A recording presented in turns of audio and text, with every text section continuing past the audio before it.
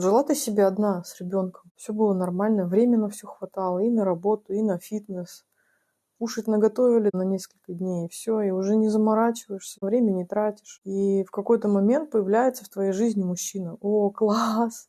Мужик появился! И после какого-то периода общения вы решаете начать совместную жизнь. Все классно, все хорошо, но через какое-то время ты понимаешь, что твоя жизнь изменилась и не совсем в лучшую сторону. У тебя меньше времени, тебе приходится каждый день готовить, тратить свое время, у тебя уже нет времени на себя, на фит, там, на что-то еще, даже иногда с ребенком пообщаться физически просто нету. Зная все это, ты начинаешь задумываться о том, что мужчина-то, лишний. То есть даже если на уровне сознания внешне ты это не осознаешь и напрямую об этом не думаешь, то подсознательно у тебя есть эта мысль, что без него было лучше. И никак не решая этот вопрос, продолжая жить в этом состоянии, ситуация доходит до критической точки. Начинают происходить какие-то мелкие ссоры, а повода для этих ссор всегда предостаточно. Допустим, мужчина вспыльчив,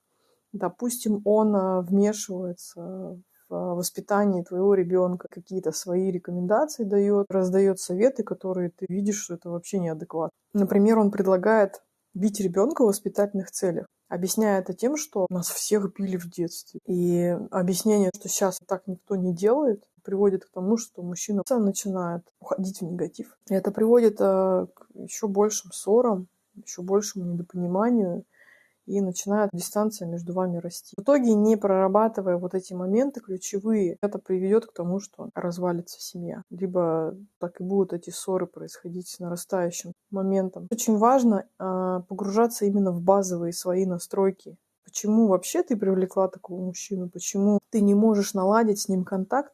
Почему ты не можешь донести до него свои мысли о воспитании ребенка, о том, что твоя жизнь, она не должна становиться хуже с приходом мужчин. Мы же создаем отношения для того, чтобы наша жизнь становилась лучше. Да?